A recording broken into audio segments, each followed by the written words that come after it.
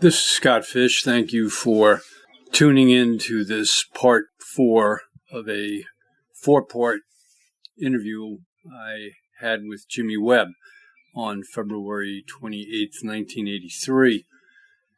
This is the shortest of the 4 segments, just a little over 5 minutes long, and it is Jimmy wrapping up the conversation, talking a lot about the cyclical nature of the music business, how something new happens and it grows and it matures, and then the younger generations lose interest in it and they start something new that again grows and matures, and on it goes. One other point I want to mention is that there's a reference at the end of this segment. There's also a reference in an earlier segment, I can't remember if it's 2 or 3, to something called The Animals' Christmas.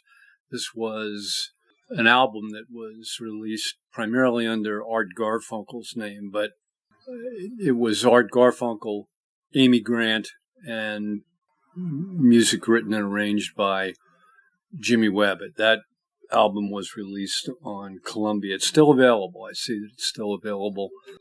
Jimmy had given a performance of that music at the church in Tuxedo Park, New York, where he lives. So that's what the conversation is about in this tape.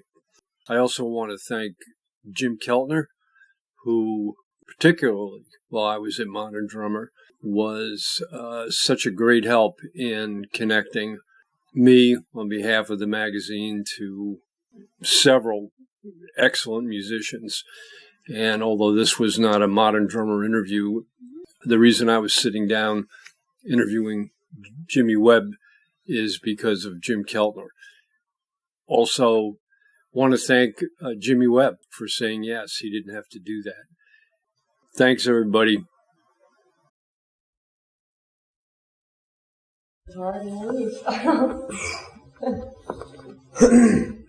And another way of looking at it is, there were a lot of people who said, "Who are these Beatles? What's going to happen to them?"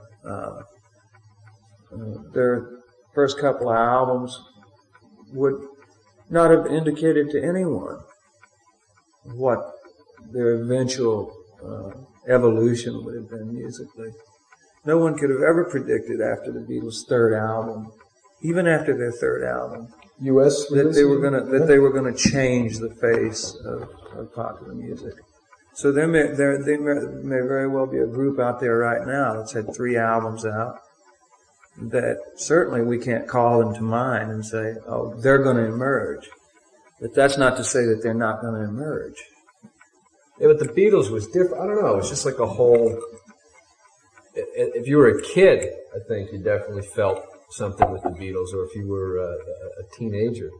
Well, then you should be talking to a teenager to ask that question, because they're the only ones who know. Most of the big groups now, like Rush, is a big, huge band.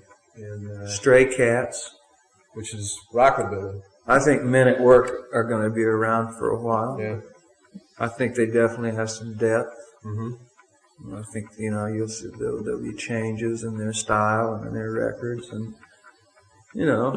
I think that now maybe they begin that long voyage towards middle age, and sophistication sets in, and a desire to create something more complex. Mm. It's just that now that all these groups are in a very formative stage where we've all been before. It doesn't surprise me to see this all happening again. Yeah. And when they're finished and they're middle-aged, then it'll happen again. Mm. The Clash. Yeah, I don't know why anyone would be perplexed by this. I mean, it's happened before. Mm. This is kind of like where the 50s were. Yeah. Right? Yeah. It happened in the 50s. It happened in the 60s. Mm-hmm. It happened in the 70s, and now it's just going to happen again in the 80s. Mm-hmm. It seems to me like there's a 10-year cycle, kind of cycle, and that as the 10 years of music matures, it becomes more complex. Mm-hmm. And it actually corresponds very well to the emotional and intellectual development of the human beings themselves, out of the naivete and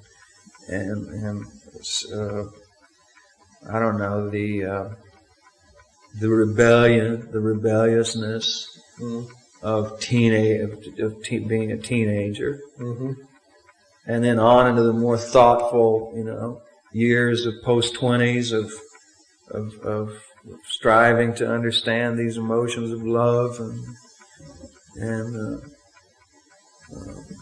one by one resolving these dissonant chords until finally all the dissonance is resolved and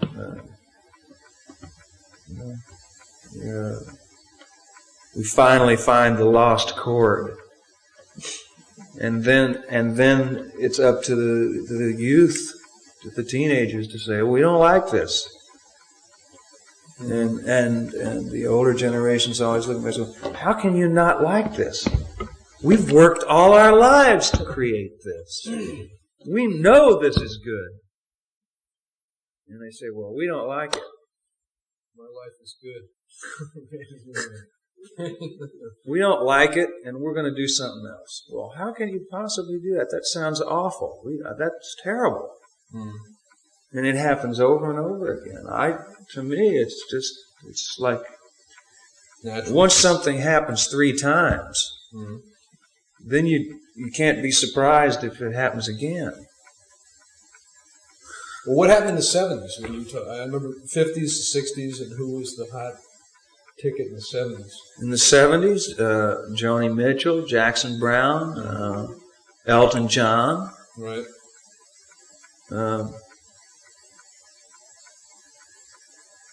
Yeah, that's true. The 80s is just kind of festering around. Well, it's the 80s are very young.